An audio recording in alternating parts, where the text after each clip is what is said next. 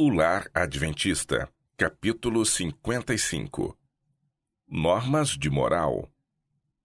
Satanás busca perverter a união matrimonial. Era o esforço calculado de Satanás, na era antediluviana, perverter a instituição do casamento, a fim de enfraquecer as obrigações próprias à mesma e diminuir a sua santidade, pois de nenhuma outra maneira poderia ele com maior certeza desfigurar a imagem de Deus num homem e abrir as portas à miséria e ao vício.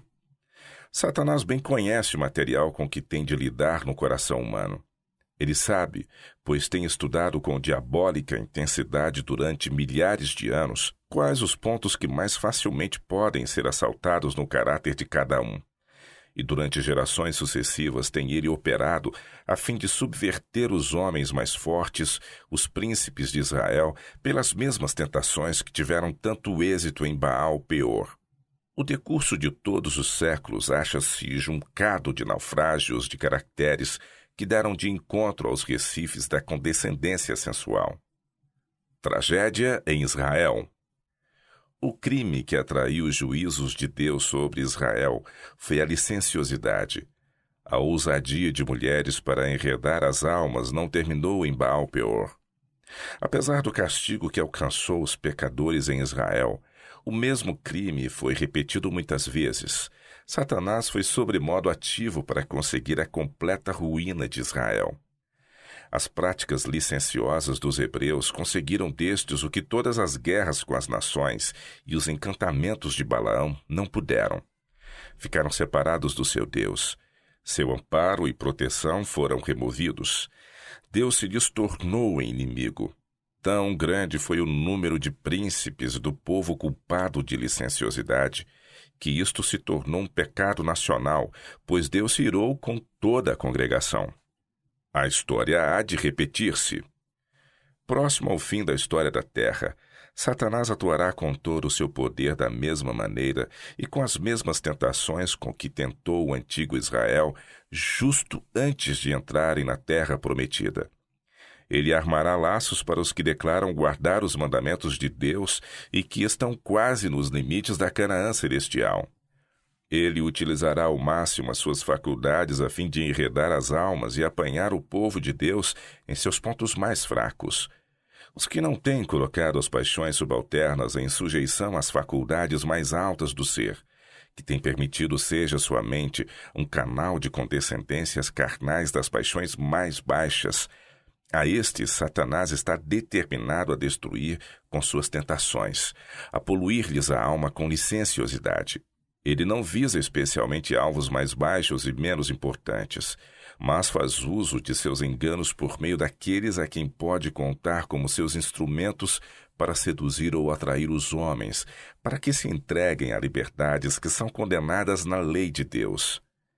E homens em posições de responsabilidade, que ensinam os reclamos da lei de Deus, cuja boca está cheia de argumentos em vindicação da lei de Deus, e sobre os quais Satanás tem feito tal incursão, sobre estes ele acumula suas diabólicas faculdades e seus instrumentos para que operem de molde a vencê-los em seus pontos fracos de caráter, sabendo que quem transgride um ponto se torna culpado de todos, obtendo assim completo domínio sobre o homem todo.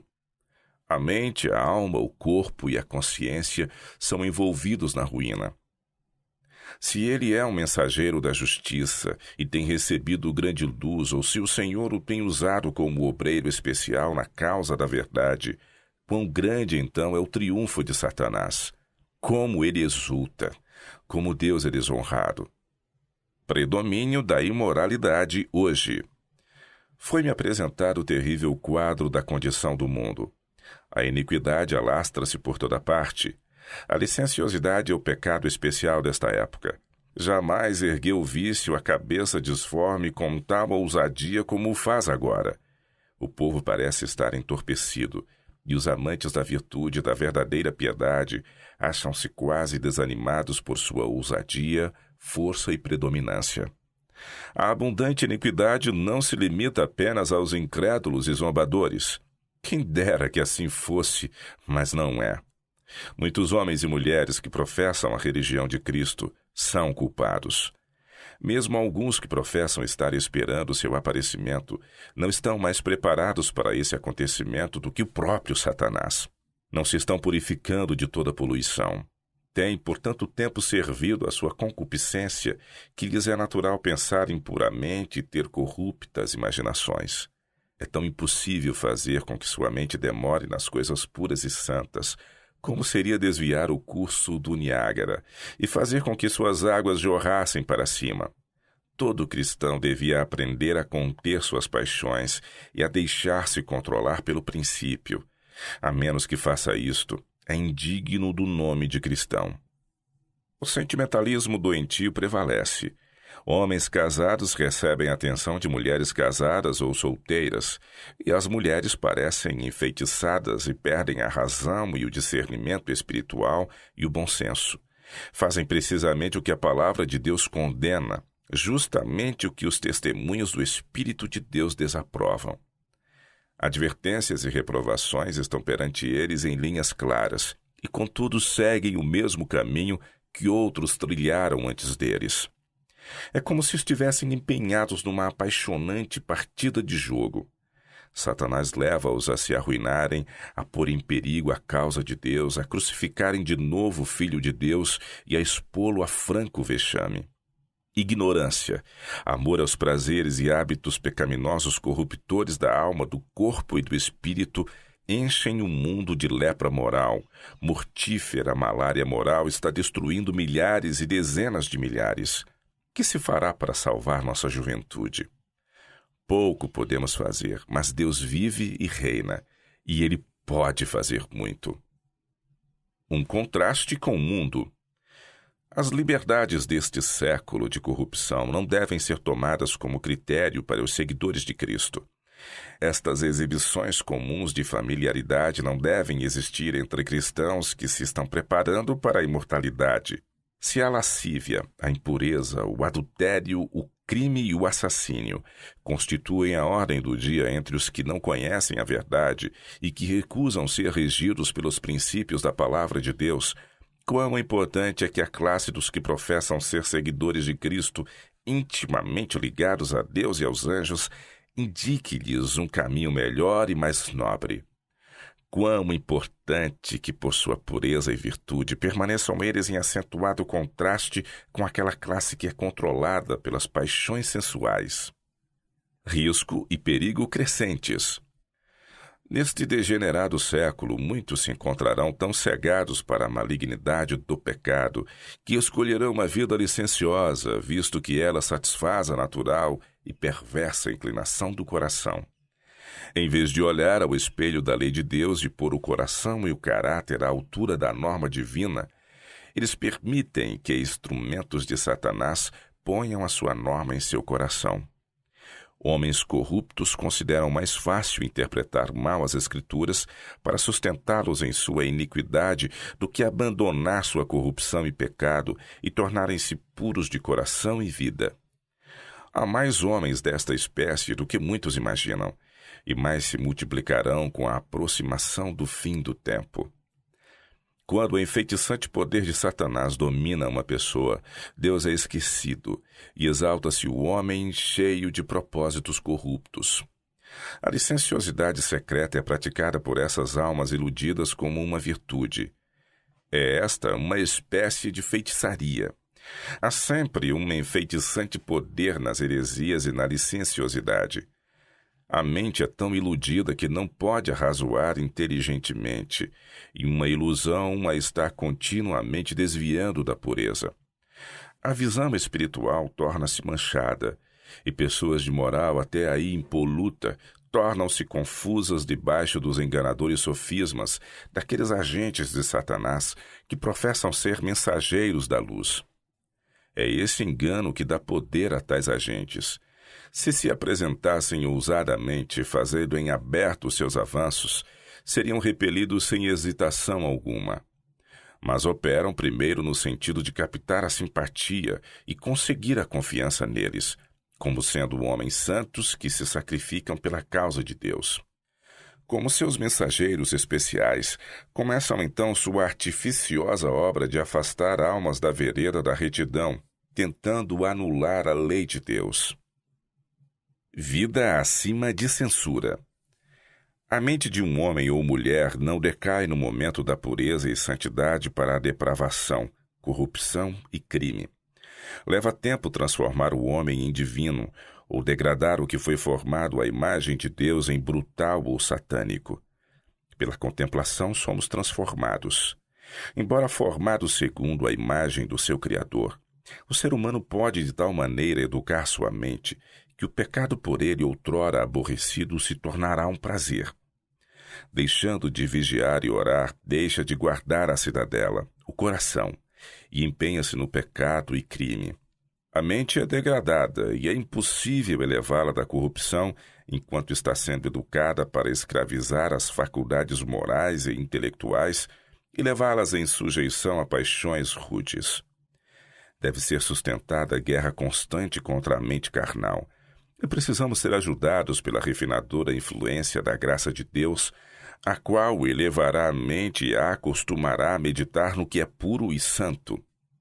Não há segurança para homem algum, jovem ou idoso, a menos que sinta a necessidade de buscar de Deus conselho a cada passo. Somente os que mantêm íntima comunhão com Deus aprenderão a estimá-lo acima dos homens, a reverenciar o que é puro, bom, humilde e manso. O coração precisa ser fortalecido como o de José.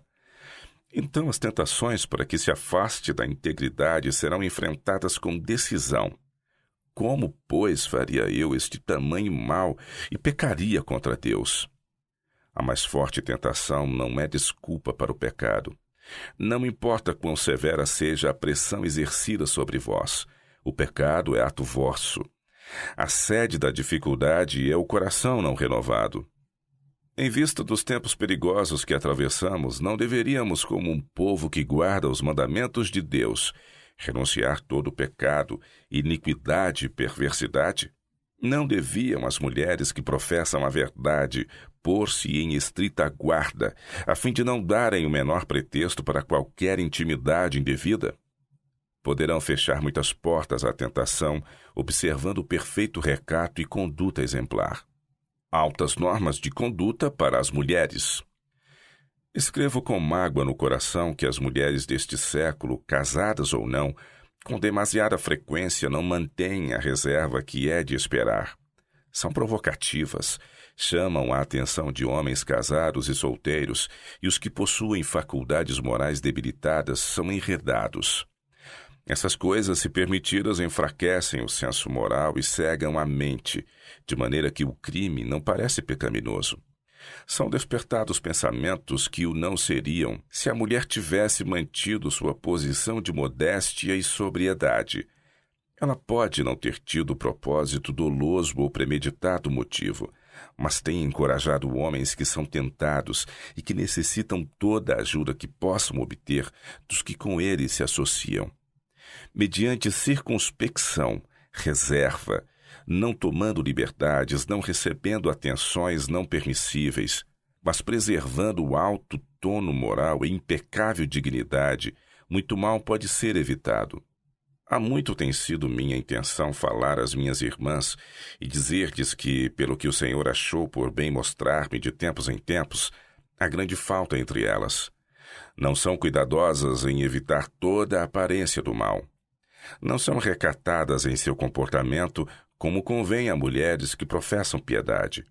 Suas palavras não são selecionadas e bem escolhidas como devem ser as de mulheres que receberam a graça de Deus. Mostram-se demasiado familiares com seus irmãos, demoram-se junto a eles, demonstrando preferir sua companhia. Sentem-se altamente lisonjeadas com sua atenção. Segundo a luz que me foi dada, nossas irmãs devem seguir uma conduta bem diferente. Devem ser mais reservadas, manifestar menos ousadia, encorajando em si o pudor e a modéstia.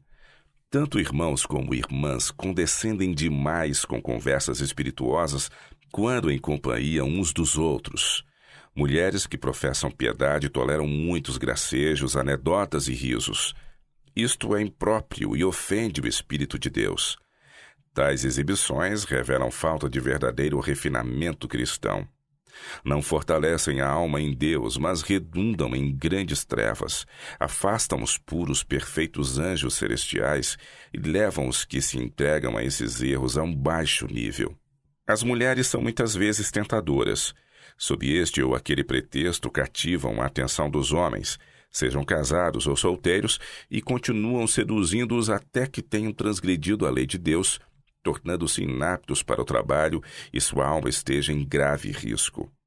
Se as mulheres quisessem corrigir sua conduta e tornar-se cooperadoras de Cristo, sua influência ofereceria menos perigo, mas com a sua real negligência quanto aos deveres domésticos e às exigências que Deus tem a seu respeito, sua influência se exerce com força em prejuízo da orientação legítima. Suas faculdades se atrofiam e sua obra não tem a aprovação divina. Há tantas senhoritas atrevidas e senhoras audazes e petulantes que têm a faculdade de insinuar-se, tornando-se notadas, pondo-se na companhia de jovens, cortejando atenções, convidando para flertes a homens solteiros e casados, que a menos que a vossa face esteja dirigida para Cristo, firme como um aço, sereis arrastados para a rede de Satanás. Como embaixadora de Cristo, admoesto-vos a vós que professais a verdade presente, a que reprimais prontamente qualquer familiaridade impura e abandoneis a sociedade dos que inspirem sugestões impuras. Aborrecei esses degradantes pecados com o mais intenso ódio. Fugi daqueles que, mesmo em conversação, levariam a mente nesse sentido, pois da abundância do seu coração fala a boca. Não deveis dar lugar nem por um momento a uma dissimulada sugestão impura, pois até isto mancharia a alma, assim como a água impura contamina o canal pelo qual flui. Uma mulher que permita uma palavra indecorosa ou má seja proferida em sua presença, não é o que Deus gostaria que fosse. Quem quer que permita uma familiaridade indevida ou sugestão impura, não está preservando sua santa feminilidade. Protegidas por um sagrado círculo de pureza. Nossas irmãs devem encorajar a verdadeira mansidão. Não devem ser ousadas, tagarelas, atrevidas, mas modestas e despretensiosas, cautelosas no falar. Devem cultivar a cortesia. Seria próprio e bem agradável a Deus serem bondosas, ternas, piedosas, perdoadoras e humildes. Se ocuparem esta posição, não serão objeto de indevida atenção de homens dentro ou fora da igreja. Todos sentirão que há um sagrado círculo de pureza em torno dessas mulheres tementes a Deus, que as abriga de qualquer liberdade não permissível. Há da parte de algumas mulheres que professam piedade, deplorável liberdade de maneiras que leva ao erro e ao mal. Mas mulheres piedosas cujo coração e mente se ocupam com temas que fortalecem a pureza de vida e que elevam a alma à comunhão com Deus, não serão facilmente desviadas do caminho da retidão e da virtude. Elas serão fortalecidas contra os enganos de Satanás, serão preparadas para resistir a seus artifícios sedutores. Apelo a vós, como seguidoras de Cristo, com exaltada profissão, a que acaricieis a gema de valor incalculável da modéstia. Isto protegerá a virtude. Controle dos pensamentos. Deveis dominar teus pensamentos. Não será isso tarefa fácil, não conseguirás sem assíduo e mesmo árduo esforço. No entanto, Deus exige isso de ti. É um dever que repousa sobre todo ser responsável. És responsável perante Deus pelos teus pensamentos. Se condescenderes com vãs imaginações, permitindo que a mente se demore em assuntos impuros, serás, em certo sentido, tão culpada perante Ele como se teus pensamentos fossem levados à ação. Tudo o que impede a ação é a falta de oportunidade.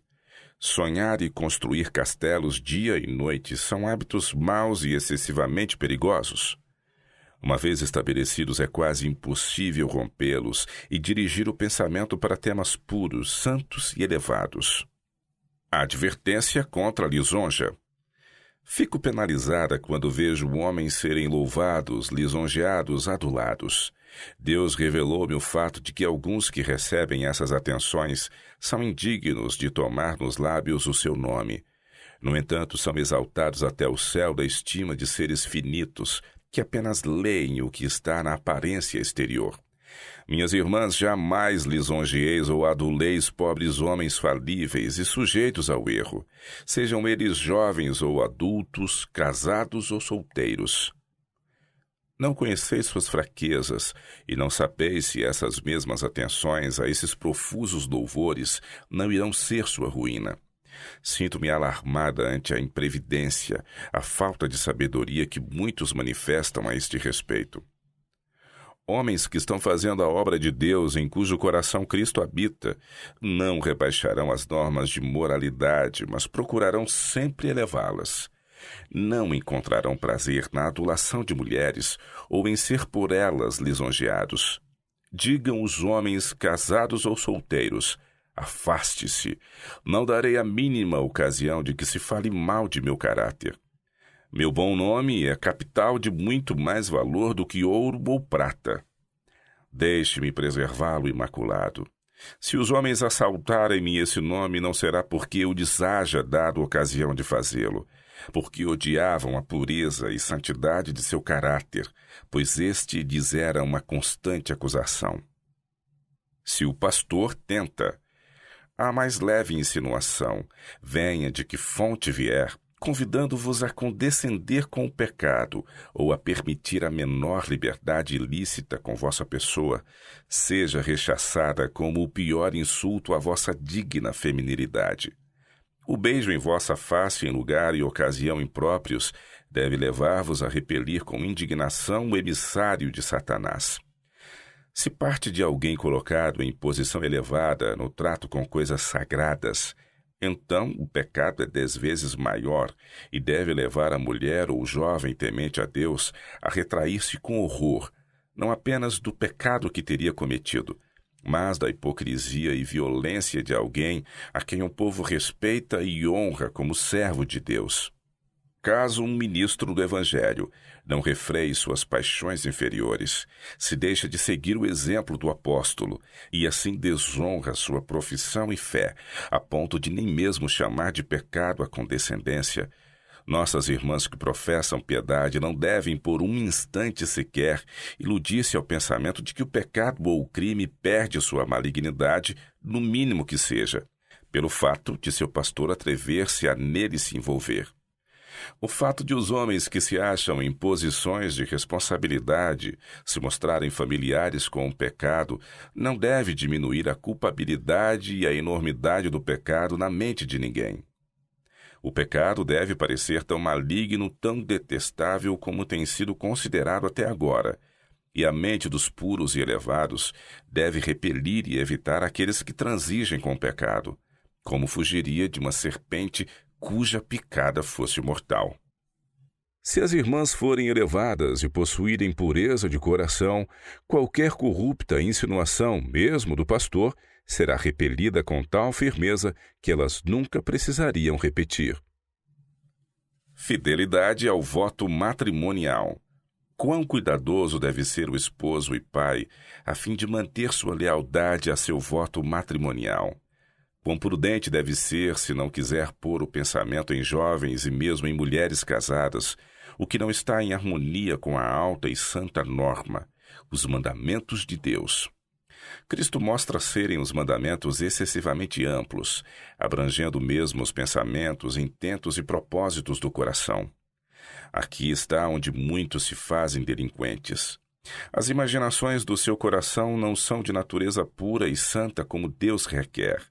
E elevado como seja o seu chamado, talentos como possam ser, Deus assinalará a iniquidade neles e os responsabilizará como sendo mais culpados e dignos de sua ira do que os que têm menos talento, menos luz e menos influência. Aos homens casados sou instruída a dizer: é a vossa esposa, a mãe de vossos filhos, que deveis vosso respeito e afeição. Vossas atenções devem ser dispensadas a eles, e vossos pensamentos devem demorar-se em planos para a sua felicidade. Tem-se-me mostrado famílias em que o marido e pai não manteve essa discrição, que significa uma santa varonilidade pertinente a um seguidor de Cristo. Ele tem deixado de praticar atos de bondade e cortesia devidos à sua esposa, que diante de Deus e dos anjos ele prometeu amar, respeitar e honrar enquanto ambos vivessem. A jovem empregada para fazer o trabalho doméstico tem tomado atitudes ousadas, sentindo-se livre para penteá-lo e demonstrando afetuosa atenção, e ele se mostra satisfeito, totalmente satisfeito. Em seu amor e atenção para com a esposa já não é tão exuberante como antes.